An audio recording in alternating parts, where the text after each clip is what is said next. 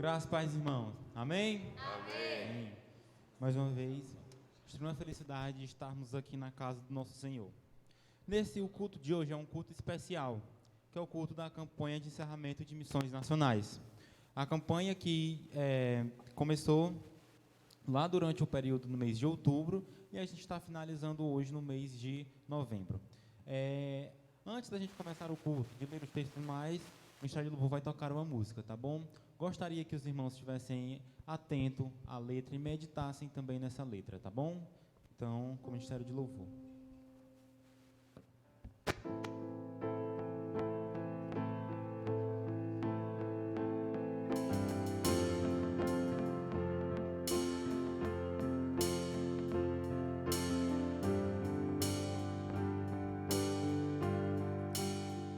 Existem muitos filhos perdidos em nossas ruas, têm corrido buscando abrigo.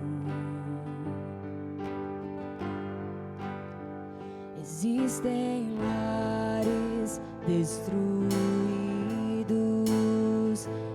esperanças caídas sobre o chão por falhas. Isto é uma emergência, há um clamor dos teus filhos, eles não salvos e perdidos. Clamamos para que eles voltem. Clamamos para que eles voltem. Nós, teus filhos, erguemos as mãos e os aleijados levantarão. Para casa os guiaremos. Para casa os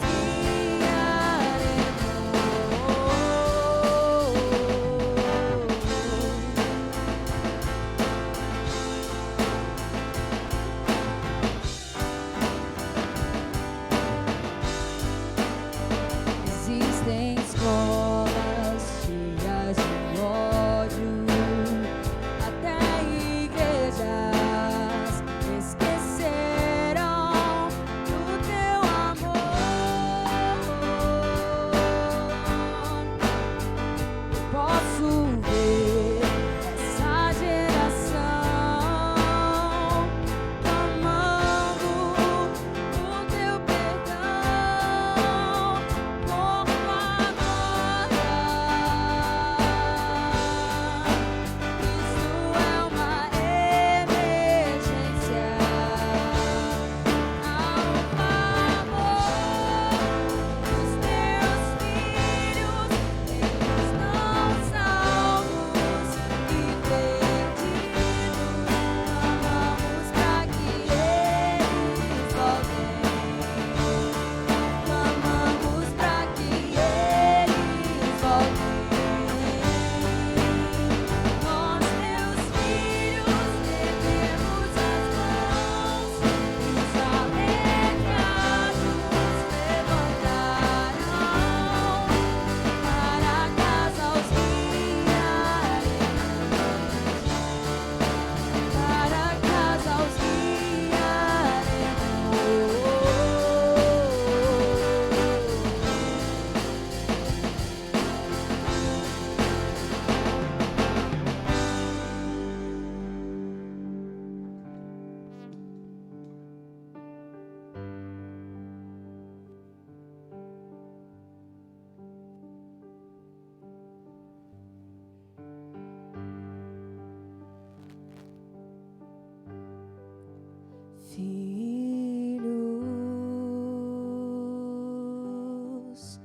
ergam suas mãos,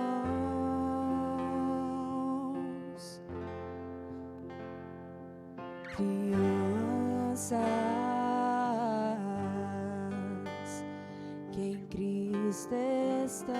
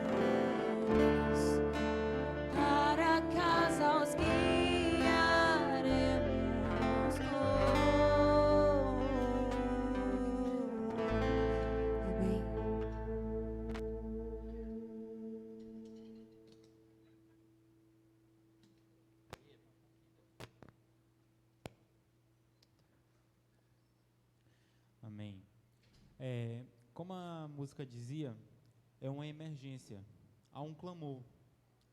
Quando algo é urgente e emergente, precisa ser feito logo. Não pode ser deixado para depois, não pode ser deixado para mais tarde. É logo. E eu queria deixar uma pergunta para vocês, o que vocês têm feito em prol do reino de Deus? Se a gente diz que é urgente, por que muitas vezes não tratamos com urgência? Quando dizemos que Jesus Cristo está voltando, pode voltar hoje, mas muitas vezes nós não nos comportamos como se Ele fosse voltar a qualquer momento. Há um clamor. As pessoas lá fora estão clamando. Muitas pessoas lá não conhecem, nunca ouviram falar de Jesus Cristo. Isso aqui dentro do nosso Brasil, não mundo afora. Aqui dentro do nosso Brasil existem povos que nunca ouviram falar de Jesus Cristo. Eles estão clamando. E muitas vezes nós não estamos fazendo nada, apenas seguindo nossas vidas como se nada mais importasse. Eles estão clamando, precisamos ouvir a voz daqueles que clamam. Amém? Amém. Nesse momento eu gostaria que os irmãos abaixassem as suas cabeças para que pudéssemos orar. Oremos. Senhor meu Deus, Pai querido, Pai amado, Pai, obrigado por este dia, Senhor Jesus, de estarmos aqui em Tua casa, meu Deus. Obrigado, meu Pai, pela oportunidade de poder Te louvar e engrandecer o Teu nome. Obrigado, meu Deus, pelos irmãos que estão aqui hoje. Pai, eu venho Te pedir que Tu possas estar tocando nos nossos corações, para que possamos, ó Pai, ouvir, Senhor, aquelas pessoas que... Eu Te pedir, meu Deus, cuida dos nossos corações, para que nossa chama missionária nunca se apague. Cuide dos nossos corações, meu Deus, para que a gente sempre possa se importar com os outros. Que nossos corações não se endureçam para os que estão passando necessidade. Que os nossos corações não se tornem frios para o que está acontecendo no mundo afora. Senhor, incomoda-nos, ó Pai, aquilo que precisa ser mudado. E dar-nos forças, ó Pai, para mudar. Sem Ti não somos nada, mas com Ti podemos fazer tudo, meu Deus. Obrigado, Pai. Obrigado pela salvação, pelo Teu Filho Jesus Cristo, que lá na cruz deu Sua vida por amor a nós. Deu Sua vida para que por Ele tivéssemos vida, Pai. Obrigado, meu Deus. Obrigado. É isso que eu Te peço, em nome de Jesus. Amém. Então, nesse momento, como eu falei, que nós estamos em campanha de missões nacionais. Creio que durante todo esse tempo que a gente passou, mais de um mês, é um tema e uma divisa que a gente conhece bastante. Creio que na nossa caminhada cristã a gente sempre volta nesse texto, mas a gente vai ler novamente, o Isaac bota aí, a gente vai ler novamente o nosso tema e a nossa divisa. Nesse caso, o tema, eu vou falar aqui que é só Jesus Cristo salva. E a divisa é: eu sou o caminho, a verdade e a vida. Ninguém vem ao Pai a não ser por mim. Então, a igreja vai falar comigo. Vamos lá falar o nosso tema e nossa divisa?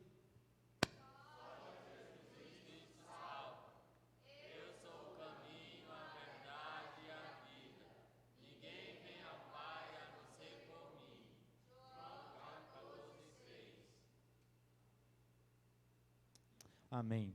Nesse momento, o Ministério de Louvor vai tocar outra música, né? Que é a música Jesus é o Caminho, que os irmãos também possam estar observando a letra e meditando nela.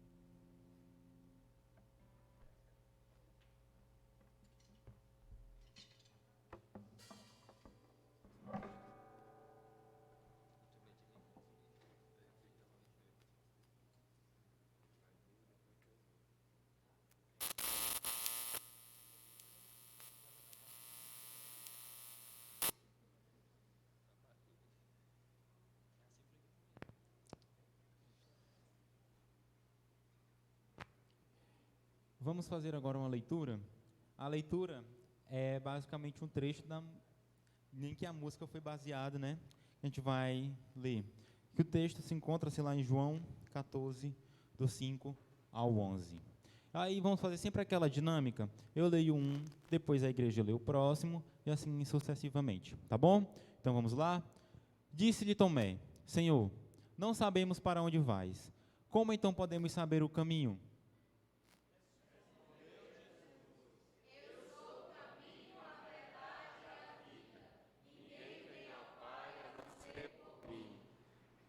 Se vocês realmente me conhecem, conheceriam também o meu Pai. Já agora vocês o conhecem e o têm visto. Senhor, mostra-nos o Pai, e isso nos basta. Jesus respondeu: Você não me conhece, Felipe. Mesmo depois de eu ter estado com você durante tanto tempo, quem vê o Pai, quem me vê, vê o Pai. Como você pode dizer, mostra-nos o Pai?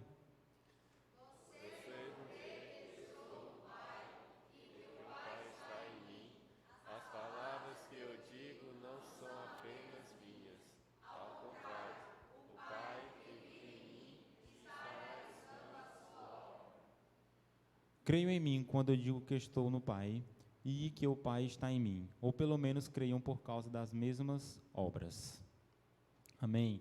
Esse aqui é um trecho, né, da conversa que Jesus tem com os discípulos, que também foi baseado o tema da campanha, né, que foi baseado essa música, que Jesus, a famosa frase que a gente conhece muito da nossa caminhada cristã, os primeiros livros que a gente lê, João, que fala: eu sou o caminho, a verdade, a vida, ninguém vem ao Pai a não ser por mim. Aí eles continuam: mas Senhor, mostra-nos o Pai. Aí Jesus continua conversando, né?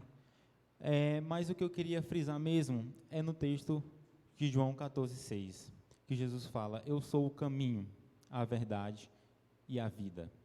No mundo hoje em dia que a gente vive, as pessoas costumam dizer que não existe só uma verdade, que não existe um só caminho, que todos os caminhos podem levar a Deus. Mas Jesus aqui nessa palavra mostra que só Ele é o caminho. A palavra não é caminhos, é caminho. Só Ele é o caminho, só Ele é a verdade e só Ele é a vida.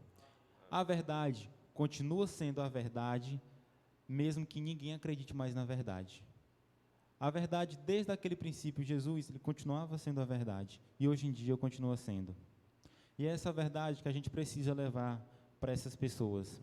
Muitas pessoas têm buscado formas de chegar mais próximo de Deus, mas estão buscando de forma errada, buscando coisas totalmente diferentes com aquilo que Jesus ensinava, elas só estão tentando buscar algum refúgio.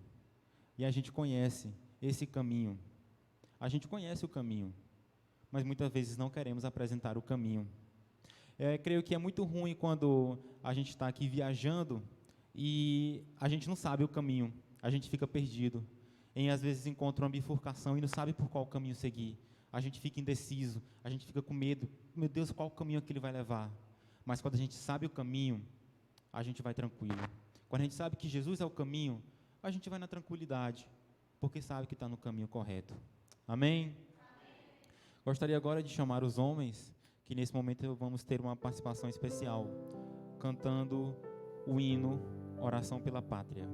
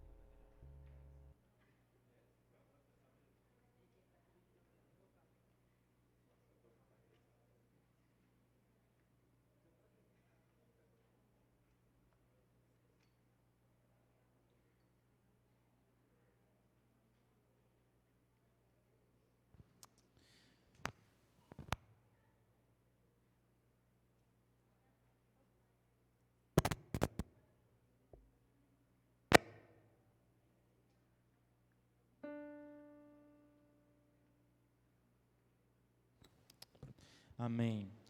Parabéns a todos os homens, né, que participaram dessa música, né, Oração pela Pátria. Uma música, um hino muito bonito, né? Ou ver a minha pátria salva, ou morrer pelo Brasil. Amém. Nesse momento eu gostaria de saber se tem algum irmão que nos visita hoje, alguma pessoa, algum visitante que nos visita hoje pela primeira vez, que só levante a mão assim, para a gente poder ver. Se tem alguém... Não tem. Tudo bem, então, que todos sejam bem-vindos, né? E vamos dar continuidade ao nosso culto. Nesse momento, os dízimos e as ofertas, os irmãos já podem estar se dirigindo à frente e, ao final, gostaria que o irmão Isaac estivesse orando pelos dízimos e pelas ofertas.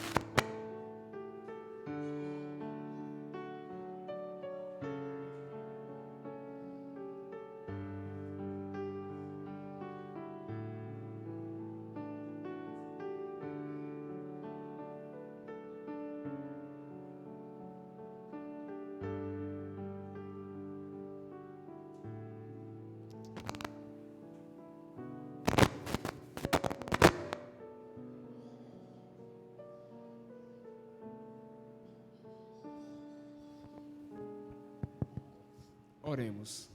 Senhor nosso Deus e Pai, obrigado por mais um dia, Pai. Oremos. Senhor nosso Deus e Pai, eu venho te pedir, ó Pai, pelas essas ofertas, ó Pai, que elas sejam designadas por locais certos, ó Pai, que seja feita a tua obra. Eu venho te pedir, ó Pai, para as pessoas que não puderam dar hoje à noite, ó Pai, que só possa dar abençoando elas, ó Pai, e que ela possa dar no futuro, ó Pai. É que eu te peço, te agradeço, amém. Amém. Nesse momento a gente... Pode sentar. Obrigado. Nesse momento a gente vai escutar novamente a nossa música oficial da campanha de missões nacionais. A gente escutou lá no começo, na abertura, né? E hoje a gente vai escutar novamente esta música que foi composta justamente para este período, tá bom? Então, que os irmãos possam também estar prestando atenção, né, no vídeo que contém a música.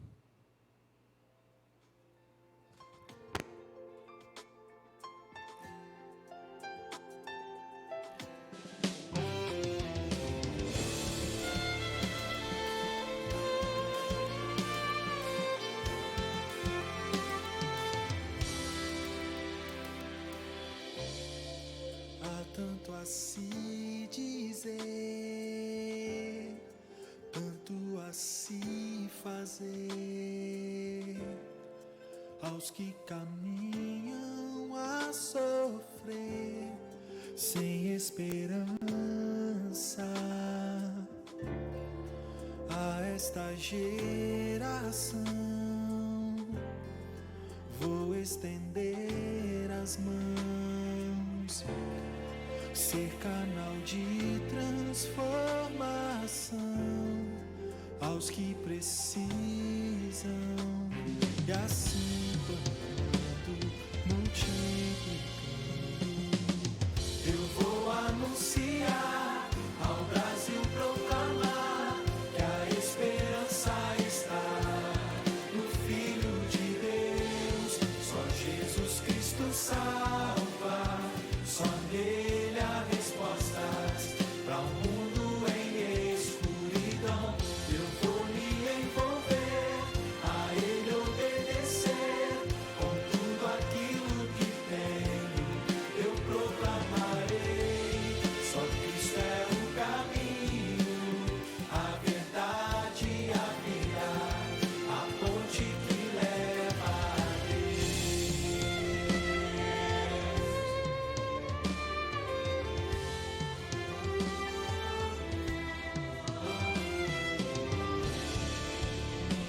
voz erguerei, joelhos dobrarei, pelos perdidos clamarei, e aos que no campo estão, vou com meus dons e bens, com minhas mãos e pés, testemunhar só Cristo é, ordem a todo caos, e assim pregando, discipulando, eu vou anunciar, ao Brasil proclamar, que a esperança está no Filho de Deus, só Jesus Cristo salva, só nele há respostas para um mundo em escuridão. Eu vou me envolver, a ele obedecer, com tudo aquilo que tenho eu proclamarei. Só Cristo é o caminho, a verdade e a vida, a ponte que leva a Deus.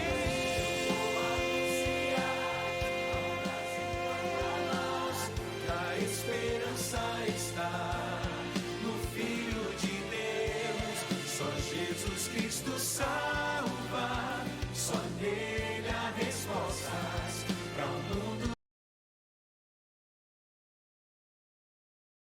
Me envolver, a ele obedecer, com tudo aquilo que ter eu proclamarei. Só Cristo é o caminho, a verdade e a vida, a ponte que leva a Deus, a ponte que leva a Deus, a ponte que leva a Deus.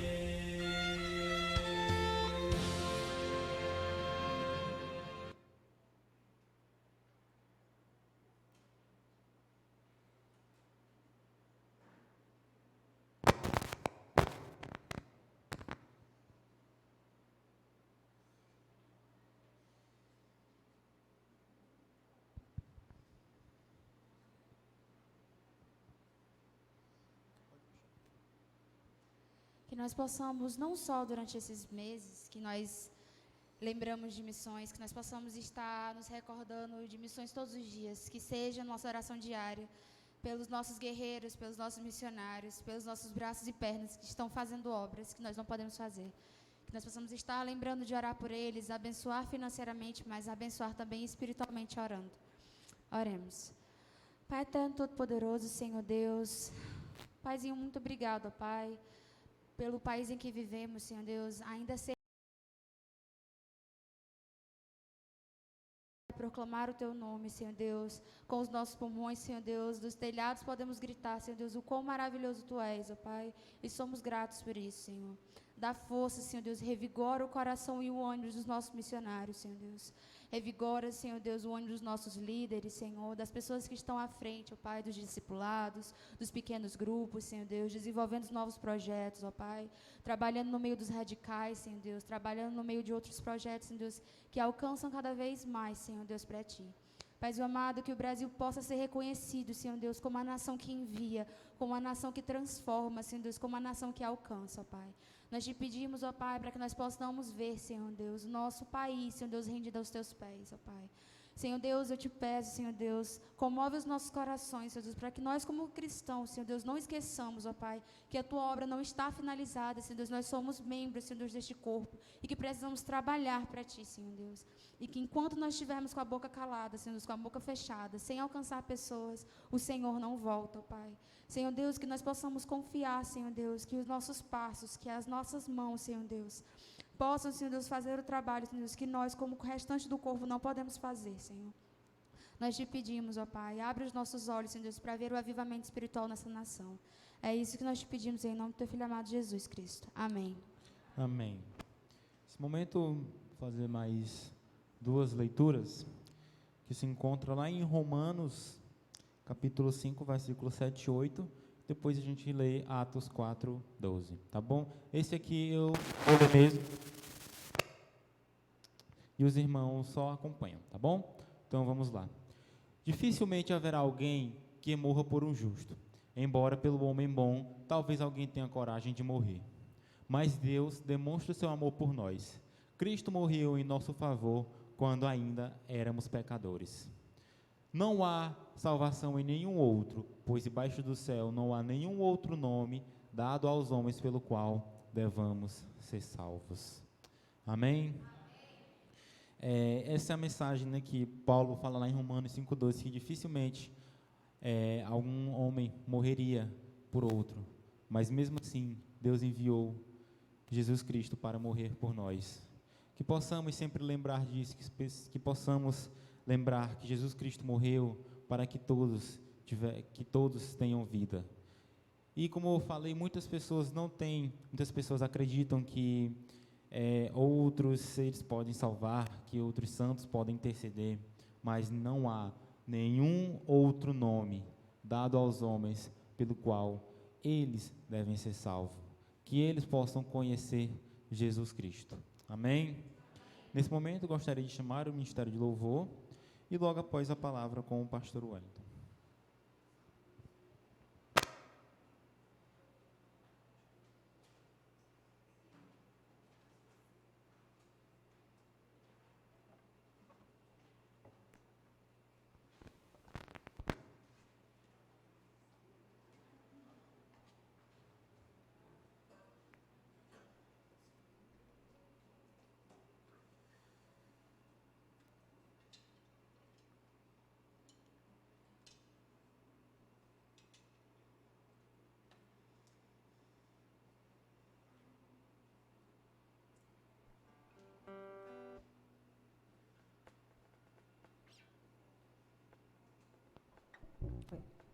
Graças e paz, irmãos. Amém?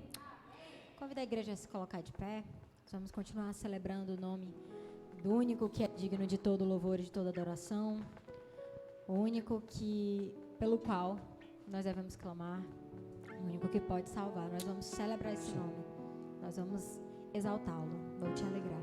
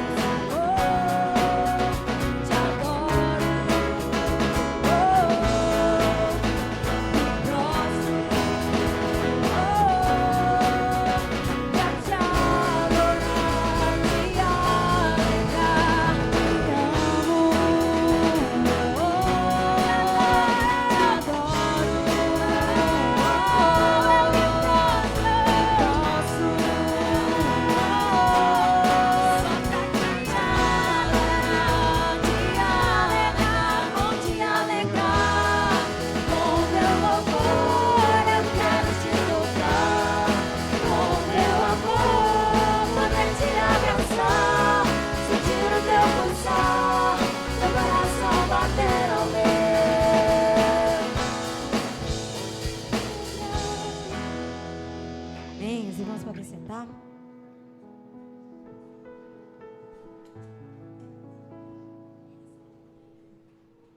Ah, bom. Vamos continuar exaltando o nome dele. Essa música é bem conhecida dos irmãos. Vamos cantar ao único.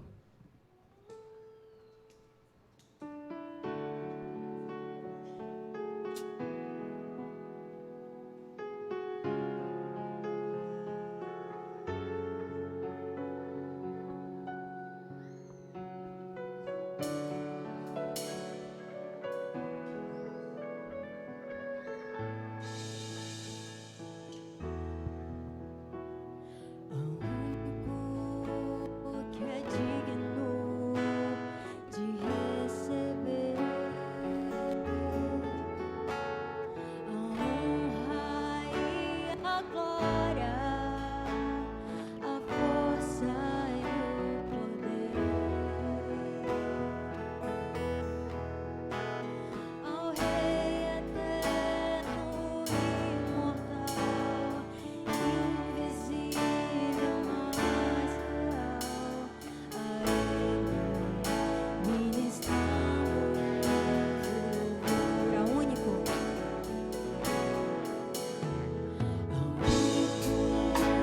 que é digno de receber a honra e a glória, a força e o poder ao Rei eterno e imortal, invisível, mas real. A Ele ministramos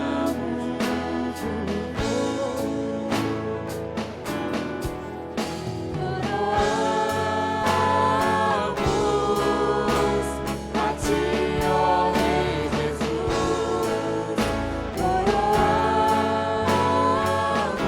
Coroamos a Ti, ó Rei Jesus. Adoramos o Teu nome, nos rendemos aos Teus pés, consagramos todo nosso ser a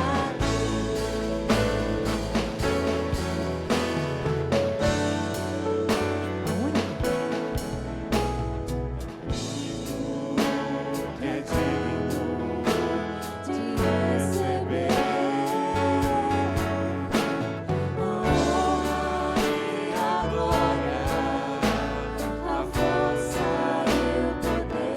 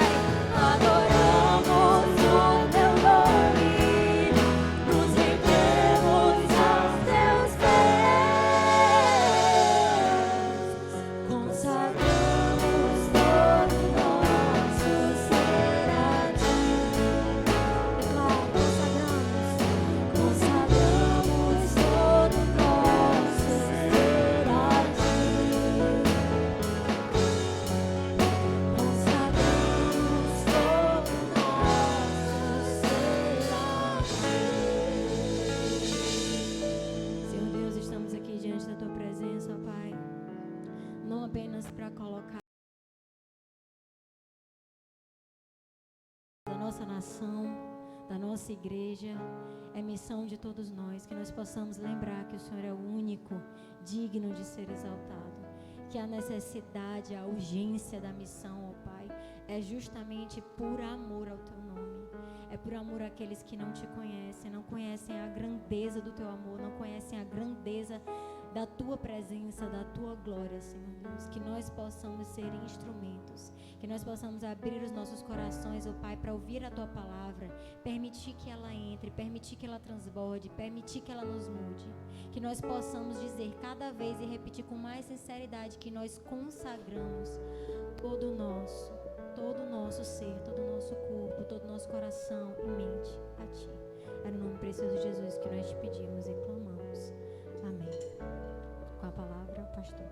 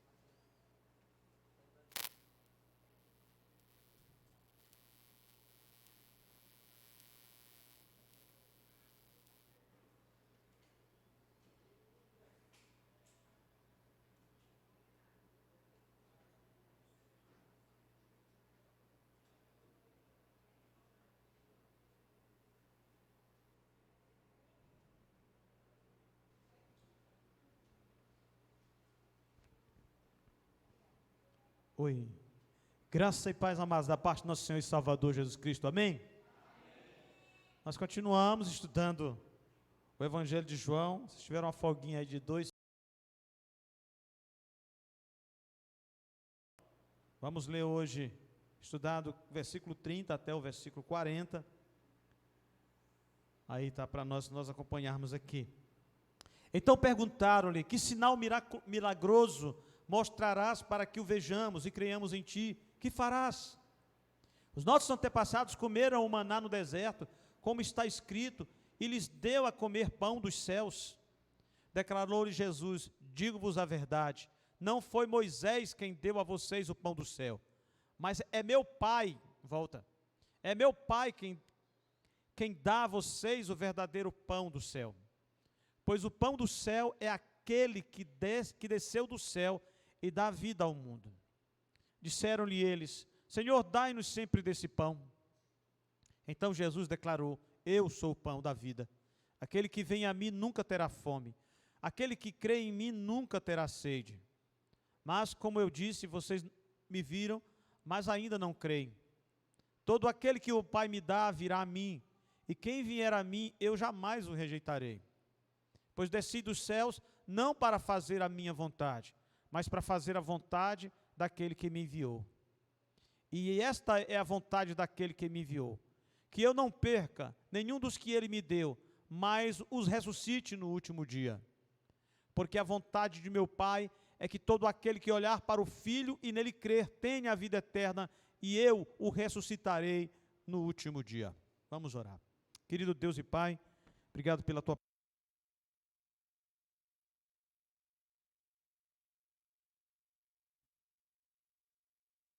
nos dando, ó Deus, a instrução e a sabedoria que nós precisamos para caminhar diante de Ti, Senhor. Dai-nos graça, ó Deus, para caminharmos unidos em espírito, ó Pai, para que assim possamos viver em unidade contigo aqui na terra.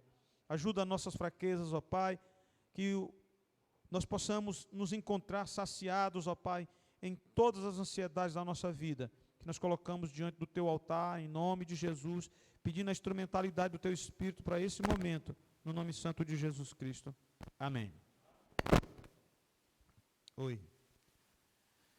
Amados, nós estamos estudando o Evangelho de João, então à medida em que avançamos, nós temos descoberto aqui detalhes que nem sempre a gente lendo assim, a gente vai notando esses detalhes.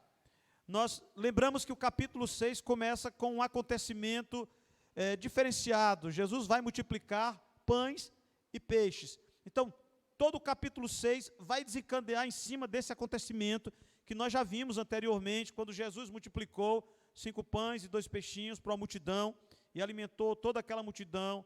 E nós vimos então Jesus dispensa a multidão, manda os discípulos no barco, e os discípulos enfrentam aquela tempestade tremenda ali.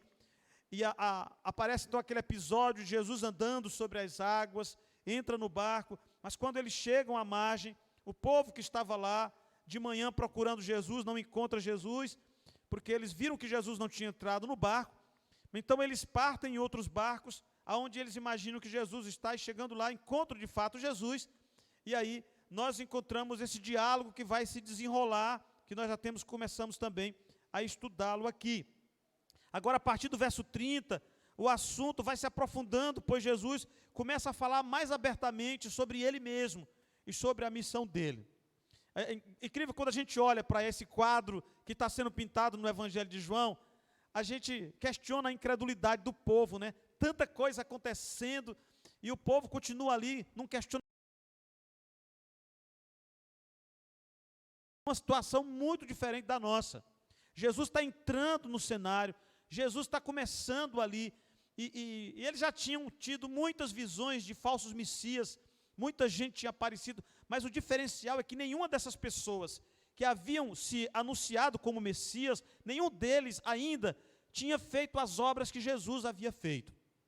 Então agora, Jesus está entrando ali, e Jesus afirmou que a obra que Deus esperava deles, qual é? Nós terminamos o estudo na vez passada, no versículo 29, onde ele diz assim, eles perguntaram, o que nós precisamos fazer para realizar as obras que Deus quer que a gente faça? E Jesus respondeu, a obra de Deus é esta, crer naquele que ele enviou, ou seja, que vocês creiam naquele que ele enviou. Lógico que eles sabiam que Jesus estava fazendo uma referência a ele mesmo, eles sabiam. Quando Jesus diz isso, que vocês creiam naquele que ele enviou, ele estava fazendo uma referência a ele mesmo. Então, no versículo 30, eles então, logicamente, né, eles estavam dizendo, se você é o Messias, então prove isso. É o que ele diz no versículo 30, perguntaram, que sinal miraculoso mostrarás para que vejamos e creamos em ti? O que farás? Porque prove agora que você é o Messias, dê-nos uma prova disso. Então, aqui vai surgir uma discussão de cunho judaico. Olha o versículo 31. Os nossos antepassados comeram o maná no deserto, como está escrito, e lhes deu a comer o pão dos céus. Havia entre os rabinos uma crença de que o Messias ele seria reconhecido por algo que ele ia fazer tão grandioso como Moisés havia feito lá no deserto. O que foi que Moisés fez? Segundo eles acreditavam, Moisés fez cair o pão do céu. Eles atribuíam esse milagre a Moisés. A figura de Moisés é muito notada aqui. Então, eles acreditavam que Moisés tinha feito cair o pão do céu. Então, agora eles oram para Jesus como se ele dissesse, se tu é realmente o Messias, nos prova isso. Faz cair pão do céu agora. Nos dá a prova. Eles esperavam uma prova contundente. Eles acreditavam que assim como Moisés lhes deu maná, o Messias, quando viesse, repetiria esse mesmo milagre. Eles estavam desafiando Jesus a que fizesse esse milagre de cair o maná novamente, como prova de que ele era, de fato, o Messias. Versículo 32. Declarou-lhe Jesus, digo a verdade, não foi Moisés quem deu a vocês o pão do céu, mas é meu Pai quem dá a vocês o verdadeiro pão do céu. Aqui, nós vamos ver Jesus dando uma resposta dupla para eles. Primeiro, Jesus vai lembrar ao povo de que, de fato, não foi Moisés que fez esse milagre. Moisés apenas era um instrumento usado por Deus para fazer aquilo que Deus havia desafiado Moisés, andando com ele, para fazer. Ou seja, Moisés em momento nenhum, lendo a história de Moisés, nós percebemos, Moisés era um homem fraco, era um homem indeciso, era um homem que inicialmente não confiou no poder de Deus para a vida dele, tentou de todas as formas dissuadir a Deus de enviá-lo ao Egito para libertar o povo, mas quando Deus então pressiona, e ele vai ao Egito, quando ele começa então a vivenciar os milagres de Deus, Moisés começa então a se tornar um novo homem. À medida em que as coisas, os milagres vão acontecendo, as pragas vão caindo, Moisés então vai percebendo que a realidade de Deus é muito poderosa. Isso vai mudando também a pessoa de Moisés. Mas em momento nenhum, ele puxa o foco para ele. ele é apenas um instrumento de Deus. Mas, com o passar do tempo, como é do ser humano fazer isso, idolatrar pessoas, né? O ser humano é muito frágil, a gente tem essa mania de idolatria, tanto que hoje a idolatria ela é muito comum na religião. As pessoas, então, ao invés de buscarem Jesus, buscam a mãe de Jesus, buscam os discípulos de Jesus, né? Porque eles imaginam que porque eles foram pessoas santas, elas podem, então, fazer algo que só Jesus pode fazer. Então, a idolatria está na mente não só do catolicismo romano, mas está na mente também do povo judaico, essa idolatria à figura de Moisés. E Moisés não é idolatrado somente pelos judeus. Os muçulmanos também idolatram Moisés. E assim vai. Então, Moisés era um homem comum, mas Deus usou a vida dele para cumprir uma missão para a glória de Deus. Que olha, não foi Moisés quem deu o pão do céu para vocês. Vocês esqueceram disso? Quem deu o pão do céu? Tá? E a segunda coisa aqui na resposta de Jesus é que ele afirma que o maná não era na realidade o pão do céu. Durante muito tempo, os judeus acreditavam que o maná era o alimento dos anjos. Isso culturalmente se alicerçou na cultura judaica de que aquele maná era algo muito especial. Deus havia mandado Moisés pegar uma porção do maná, colocar num recipiente e levá-lo e colocar junto com a vara de Arão dentro da Arca da Aliança. Vocês lembram disso, né? Foi colocado dentro da Arca da Aliança. Juntamente com o que tinha outra coisa. Tinha 3 coisas dentro da Arca da Aliança. Quem lembra o que era? As tábuas da lei, né? O cajado de Arão e um pote de maná. Isso tudo, irmãos, com o tempo desapareceu dentro da arca. A arca foi profanada.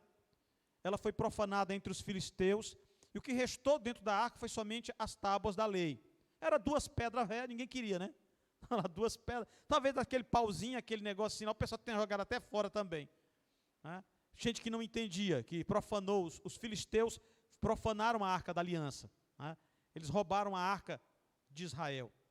Então, não se sabe o que aconteceu aí com o maná e a vara de Moisés. Mas o fato é que ficou a lenda de que aquele maná que caía de manhãzinha ali era o pão dos anjos. Eles chamavam assim, pão dos anjos. Mas lá naquele tempo, a palavra maná era coisa.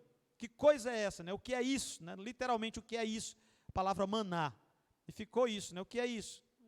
Maná, né? O que é isso? vamos amanhecer, vamos colher o que é isso para a gente comer, né? Mas virou o pão do céu, né? O pão dos anjos. Então eles tinham essa ficção. Mas Jesus lembra, o verdadeiro pão do céu, tá? O verdadeiro pão do céu não era aquele pão que caía ali, que sustentava. Ele vai até falar mais adiante sobre isso, nós vamos ver isso no próximo domingo. Mas olha o que aqui diz o verso 33. Vai lá. Pois o pão de Deus é aquele que desceu do céu e dá a vida ao mundo.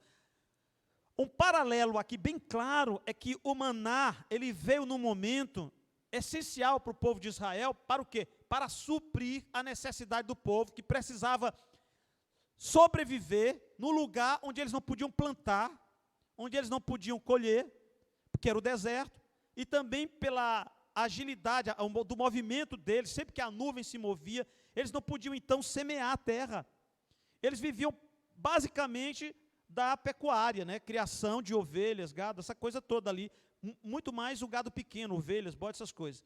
Mas, então eles não tinham como ter um alimento constante. Se ele fosse comer os animais todo dia, eles iam acabar comendo o rebanho deles todos. Então, naquele momento, o maná foi a provisão de Deus para sustentar a vida. A ligação é essa. O maná serviu ali para sustentar a vida. Então, o paralelo aqui é exatamente esse. Mas Jesus mostra que o maná que caía do céu para o povo de Deus era apenas provisão ali para uma vida do corpo. Através do maná, Deus trabalhou também a fé e a dependência do povo de Deus. Vocês lembram que o maná tinha alguns critérios para ser colhido. O maná, você tinha que colher ele somente uma porção para comer naquele dia. Ninguém podia guardar o maná para comer no outro dia, a não ser na sexta-feira. Incrível isso, né? Se você pegasse o maná e guardasse segunda, terça, quarta ou quinta, o maná estragava, apodrecia e ficava cheio de bicho. Mas se você guardasse na sexta-feira, porque sábado não caía maná, sábado era o descanso, então não caiu maná. O povo tinha que colher sexta-feira, porção dobrada. Você vê que uma coisa assim era uma coisa assim, um milagre atrás do outro, e o povo não via.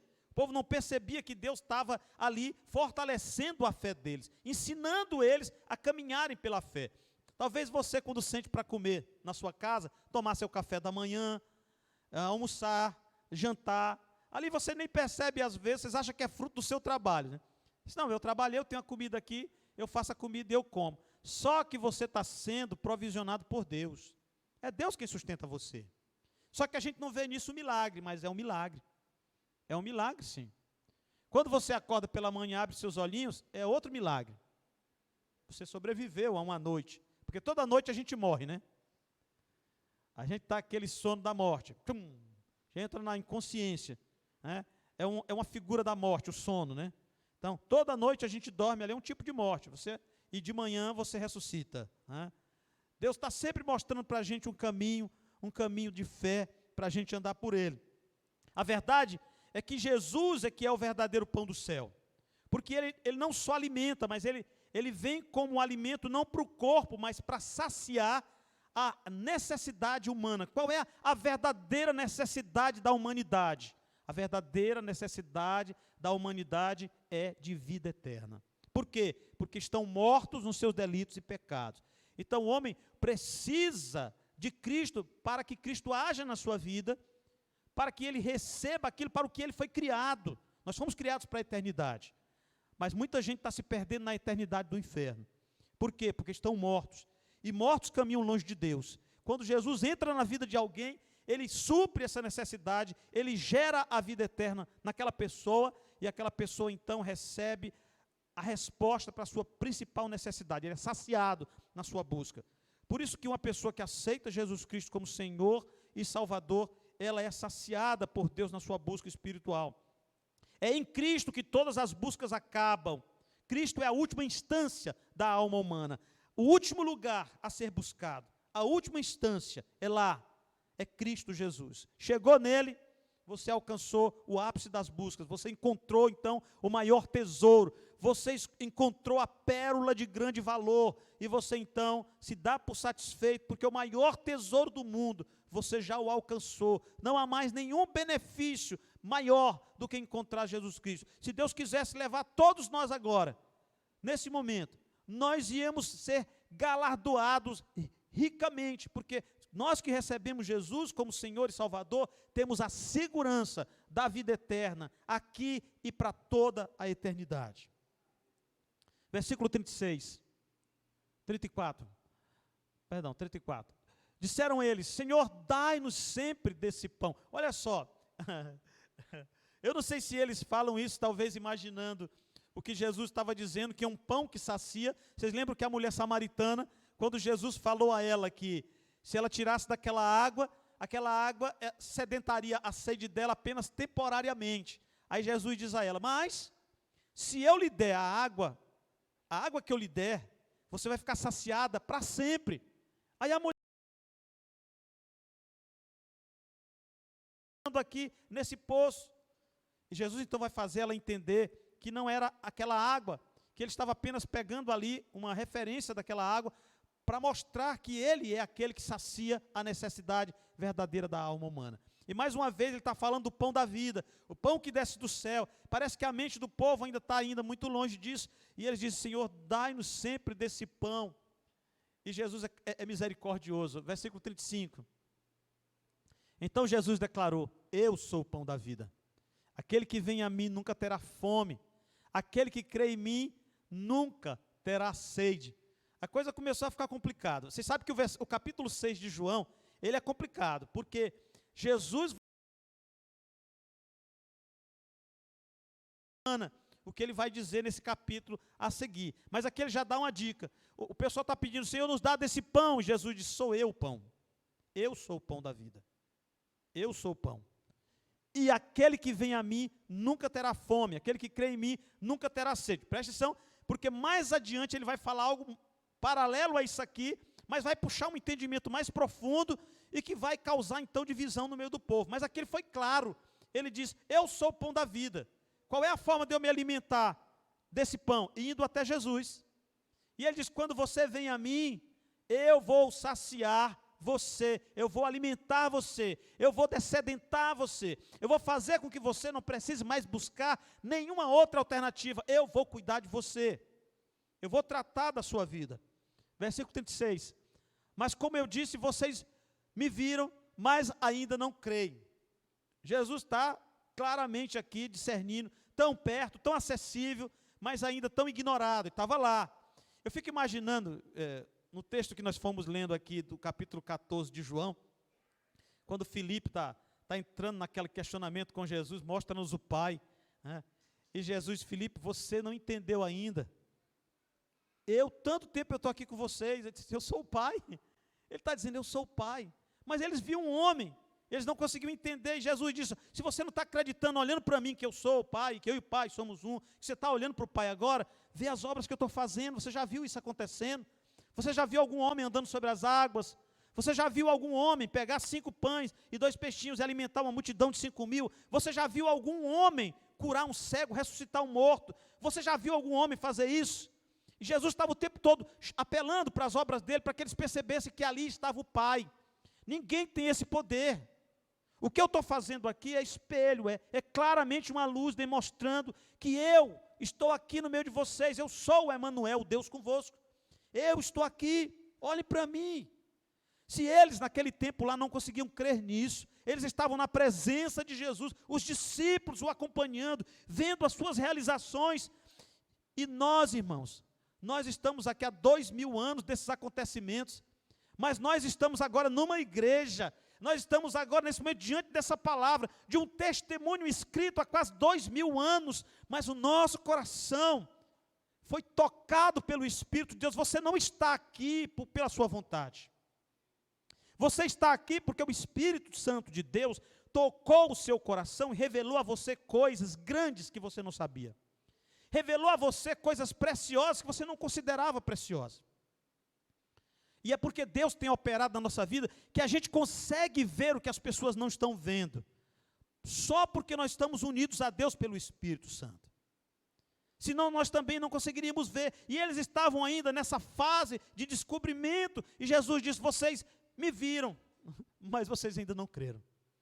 Você lembra que Jesus mais adiante vai dizer, bem-aventurado, quando ele está falando com Tomé. Tomé, quando ele ressuscita, ele diz, Tomé, você está crendo em mim porque você está vendo. Mas bem-aventurados serão aqueles que crerão sem nunca ter visto. Esses realmente. E esse é o nosso estado. Nós cremos em Jesus Cristo. Por quê? Porque o Espírito Santo operou essa libertação mental em nós. Nós conseguimos crer, confiar nele mesmo 2000 anos depois, porque nós cremos que Cristo vive e ele está perto de nós. Verso 37. Todo aquele que o Pai me der virá a mim, e quem vier a mim, eu jamais rejeitarei. Ele vai repetir isso no capítulo 10, em outras situações. Ele diz que a pessoa precisa então de uma ajuda.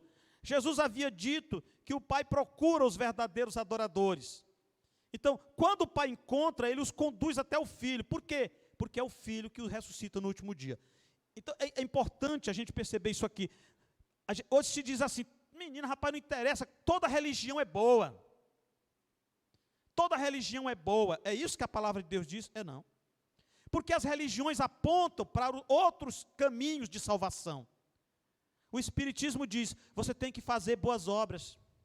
O Islamismo diz, você tem que crer em Maomé. E aí vai lá, e você vai em outras culturas, e eles vão apontando outros caminhos. Mas Jesus diz, aquele que é de Deus vem a mim. E aquele que vem a mim, eu vou cuidar dele. E você só pode ir ao Filho se o Pai lhe levar até ele. É por isso que a gente não entende as jesuicidências, né? Não é coincidência. É Deus movendo as pessoas. Você estava lá na sua casa um dia, e você então ligou a televisão, ouviu a palavra pela televisão, por um rádio, você encontrou alguém no ônibus, você encontrou alguém no trabalho que falou do amor de Deus para você. Nada disso foi coincidência. Porque Jesus é o verdadeiro caçador de almas perdidas. É Ele quem nos busca. Deus vai buscando e vai levando a Ele, e Ele então nos conduz ao Pai e nos salva. quem são esses que o pai leva ao filho? Quando a gente está lendo as bem-aventuranças de Mateus, ele vai dando algumas dicas para nós, né? E ele vai dizendo que Deus está procurando gente que tem fome e sede de justiça, gente que tem coração puro, gente, né, que está buscando a Deus de alguma forma, e Deus está olhando o coração dessas pessoas. E quando Deus vê então essa luz se acendendo, Deus vai lá e trata dessa pessoa. Vocês lembram que o eunuco estava caminhando lá na carruagem dele, lendo a Bíblia sem entender nada. O cara estava perdido, lendo lá a Escritura. E o Espírito Santo disse: achei um. Filipe, E ele saiu correndo do lado da carruagem e falando com o eunuco: você está entendendo o que você está lendo? Ele disse: como é que eu posso entender se ninguém me explica? Ele disse: eu posso te explicar. Ou seja, o que é que está acontecendo ali? Deus está procurando alguém. Deus está caçando. E encontrou alguém então debruçado na Escritura, tentando entendê-la, mas que não tinha como entender. Deus providencia imediatamente alguém para ir até ele, para explicar as Escrituras. E quando explica, o cara se converte e quer ser batizado. E aí Filipe diz: olha que tem água, e é lícito, e batiza o cara ali. E o Espírito Santo tira Filipe de linha ali. E aí o eunuco segue, encontrado por Deus, e agora Jesus Cristo no coração.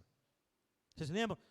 Aquele homem que estava lá, um homem de Deus, procurando lá, e Cornélio estava lá tentando encontrar Deus de todo jeito, mas ele não conseguia entender tudo, e um anjo então em sonho aparece a ele e diz: manda buscar Pedro, ele vai te explicar tudo. E Pedro chega na casa dele, explica tudo para ele, fala, e ele se converte, aceita Jesus como Senhor e Salvador. Deus está fazendo a busca, como Ele me encontrou você, assim Ele vai usar você para encontrar outras pessoas. Você é o anjo de Deus agora, você é o missionário de Deus. Deus vai usar pessoas comuns como eu e você, para encontrar essas pessoas que estão aí perdidas, mas têm sede de justiça de Deus, têm vontade de se encontrar com Deus. E Deus vai usar a sua vida, a sua simplicidade de falar, para encontrar essas pessoas, para trazê-las até Jesus. Você vai ser o instrumento de Deus para levar pessoas até Jesus. E aí Jesus diz: aquele que o Pai me der, virá a mim, e quem vier a mim, jamais eu vou rejeitar. Então isso aqui é muito interessante. Deus busca essas pessoas de coração sincero. Lembremos que esse povo que é salvo por Jesus Cristo, ele vai povoar o reino eterno. E é importante a gente ver isso. O que é que Deus está fazendo? Deus está separando um povo, está escolhendo esse povo na terra, trazendo esse povo que está espalhado por todas as nações da terra. Para quê? Para povoar o seu reino. Lá no livro de Apocalipse a gente vê isso: uma nova terra, novos céus, onde habitam finalmente a justiça, onde cada um de nós vai ter vida plena, vida totalmente na sua maior expressão dela. Muita gente, por não entender o que será essa vida, acostumado com a mediocridade dessa existência aqui, fica às vezes pensando que a eternidade é um lugar sem graça.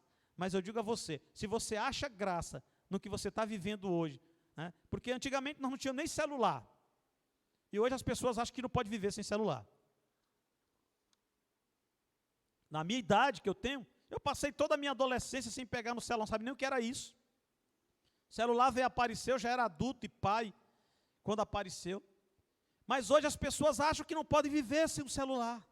Quando cai aí esse negócio aí, as redes sociais, a pessoa fica louca. Ai meu Deus, por quê? Porque nós estamos agregando coisas à nossa vida, achando que precisamos dela, mas a nossa sede é de Deus. O que vai nos saciar é Deus. Quando você estiver lá naquele reino eterno, a sua satisfação é plena. Você vai pisar naquele solo lá, só sentindo alegria na presença de Deus. Isso é a grande verdade da palavra de Deus. Lá no reino é o lugar que Deus preparou para todo aquele que ouve a voz do bom pastor e reconhece-o em seu coração. Verso 38. Pois a vontade daquele que me enviou. Aqui Jesus revela duas coisas importantes. Primeiro, ele disse o quê ao povo? Que ele veio do céu. Isso aqui é interessante. Porque Jesus está fazendo uma revelação. Diz: vocês estão olhando para mim. Vocês não creem em mim, porque vocês estão vendo um corpo físico, mas eu já existia antes. Ele vai dizendo isso o tempo todo. Eu vim do céu, eu vim de lá. Ele vai numa discussão com os judeus mais tarde, ele diz: antes de Moisés eu sou. Eu já existi antes de Moisés. Quando os caras dizem: você não tem nem 50 anos, e viu Moisés, e Jesus diz, antes que Moisés existisse, eu sou. A eternidade é Ele. É difícil para a nossa cabecinha pequena entender isso. Ele está dizendo, eu não sou um cidadão daqui, eu desci dos céus. Ele vai dizer na frente de Pilatos, conversando com Pilatos, ele diz, o meu reino não é desse mundo. E Pilatos diz, gente, mas eu pensei que você queria tomar meu reino. Não, eu não quero tomar o seu reino, não. Pode reinar aí tranquilo, o meu reino não é desse mundo. É maior, é superior. Jesus estava dizendo, se Jesus tivesse dito para ele, né, tudo, eu reino é sobre as galáxias, eu reino é sobre o universo, eu reino é sobre tudo. Você está só nesse lugarzinho aqui, eu reino sobre tudo. Meu reino não é desse mundo.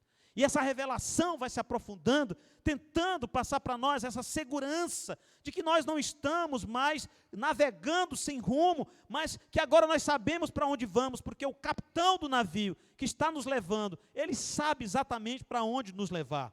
Então, a segunda verdade é que ele veio pela vontade do Pai, para fazer a vontade do Pai, ou seja, a missão que Jesus recebe para cumprir aqui é uma missão dada por Pai. Por que que o Pai manda Jesus? A Bíblia revela, porque Ele nos ama. Ele amou o mundo de tal maneira que enviou o seu Filho. Então, a clareza aqui é muito forte do Evangelho. Ele veio por nós, Ele veio por mim, Ele veio por você, veio por amor, porque nos ama. Essa é a grande verdade do Evangelho. Verso 39, esta é a vontade daquele que me enviou, que eu não perca nenhum dos que Ele me deu, mas que eu os ressuscite no último dia. Verso 40, porque a vontade de meu Pai, vamos ler juntos?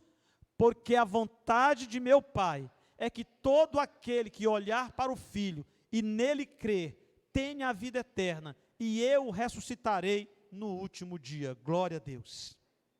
Como o pão que sacia o ser humano, Cristo é a segurança eterna para todo aquele que se chega a Ele. Uma vez que o Pai lhe apresenta o Filho, e você abre o coração e pela fé o abraça, você pode ter certeza da segurança. Eu gosto muito do livro de Apocalipse, porque ele vai mostrar, ele diz, no dia do julgamento abriu-se um livro, ele diz, e abriu então um livro onde estavam escrito o nome. Jesus, ela é arrolada nos céus como membro do reino eterno. O nome é escrito no livro da vida, e eu pergunto a você, quem escreveu esse nome lá? Quem foi? Foi Deus. E eu digo a você, quem é que tem condições de apagar o seu nome do livro da vida? Quem? Eu digo a você, ninguém. Por isso que não existe possibilidade de perca de salvação. Se você verdadeiramente creu em Jesus como Senhor e Salvador, o seu nome foi escrito no livro da vida, não tem quem tire isso de lá. Aí uma pessoa me perguntou, mas pastor, e aquelas pessoas que vão à igreja, que passam não sei quantos anos, se desviam, e aí ficam no mundo fazendo o que não presta, são salvas. Eu digo, você está falando de gente que esteve na igreja, e que foi para o mundo, e amou o mundo de novo. Esse povo nunca amou a Deus. Tem muita gente que vai passar pelas igrejas, vai caminhar do lado de Jesus, como Judas caminhou, no mesmo caminho que os outros discípulos. E quando deu no final, foi Judas que traiu Jesus. Ele o entrega como se fosse uma coisa qualquer, o vende por moedas. Assim são pessoas que se vendem para o mundo. Elas vêm, conhecem a verdade, mas elas não verdadeiramente entregaram o coração a Jesus. Porque só tem duas pessoas que sabem quem é o salvo, é você e Deus. Deus sabe porque seu nome está escrito no livro da vida, e você sabe porque você tem segurança no seu coração de salvação. O Pai quer que você veja o Filho, e vendo, creia nele, e assim você viva. No último dia, quando a ressurreição chegar, você estará entre aqueles que entrarão no reino. Lembra que foi revelado a Daniel, lá atrás, capítulo 12, 2, Daniel. Olha só, multidões que dormem, isso aqui é um anjo falando com Daniel. Multidões que dormem no pó da terra acordarão, uns para a vida eterna, outros para a vergonha e para o desprezo eterno. Por que a Bíblia usa esse termo, dorme no pó da terra? Eu demorei um pouco a entender isso, mas veja só, o nosso corpo, quando você olha dentro de um caixão, uma pessoa morta, qual é a impressão que se tem? Que a pessoa dorme, a pessoa está lá como se ela estivesse dormindo, mas é o corpo físico que dorme, o espírito não. O espírito volta a Deus, mas o corpo vai para o pó da terra, ele dorme no pó da terra. Por que diz que dorme? Porque ele será acordado. ele não se perde. Por isso o termo dorme, para exemplificar de que o corpo vai ser ressuscitado. Vamos precisar dele. Assim como Jesus ressuscitou com o seu corpo físico sendo glorificado, todo o corpo que crê, ele diz, ele vai ressuscitar no último dia, vão ressuscitar glorificados. Então, quando o Espírito novamente for se fundir com o corpo que dorme na terra, lá em Apocalipse nós vamos ver, o mar deu seus mortos, né? E o Hades entregou seus mortos, ou seja, aquelas pessoas que estavam lá, dormindo no pó da terra, ressuscitarão. Uns para o quê? Para a glória eterna, e outros para quê? Para a vergonha e o desprezo eterno. Então, se nós olharmos de forma abrangente, todo mundo vai ressuscitar. Todos os corpos serão ressuscitados. Porém, alguns para entrar no reino e outros para sofrer eternamente no inferno. Por quê? Porque rejeitaram o chamado de Deus. Quando uma pessoa morre, ela espera então essa ressurreição. Então, os que rejeitaram o convite do Pai receberão o seu corpo para receberem a condenação. Aqueles que rejeitarem. Olha o que aqui diz Apocalipse 20, 14, 15. Então a morte e o Hades foram lançados no lago de fogo. O lago de fogo é o quê?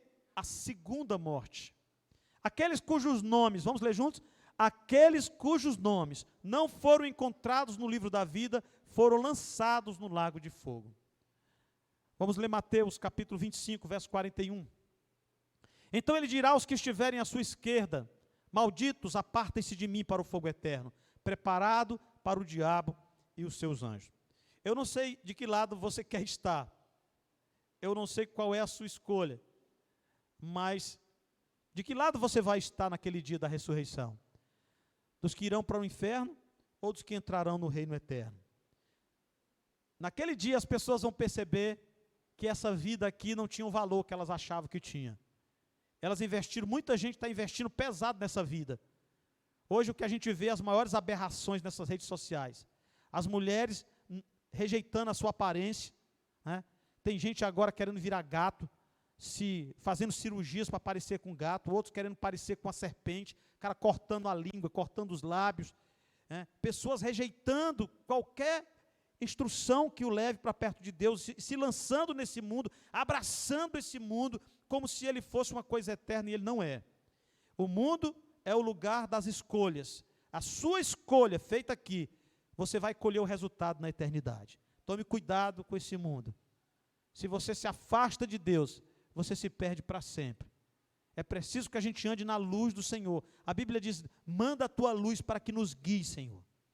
Nós precisamos estar guiados pela luz do Senhor. Essa luz que é Jesus Cristo que tem nos guiado. E a escolha é sua. Você precisa crer e depositar em Jesus toda a sua esperança e confiança.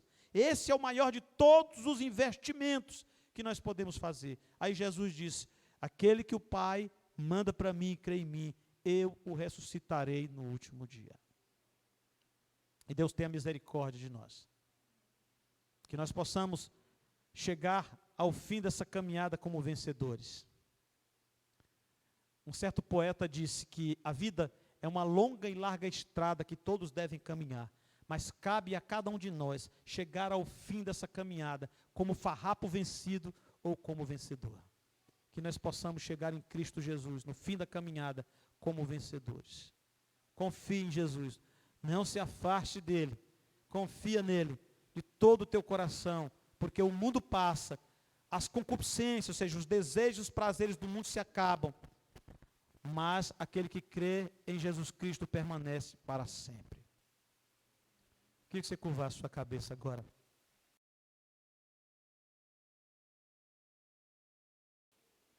Deus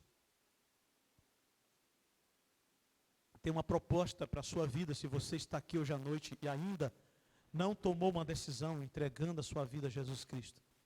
Se você ainda não fez isso publicamente, eu quero desafiar você a confiar naquele que é o teu Salvador. Aquele que desceu do céu para te salvar.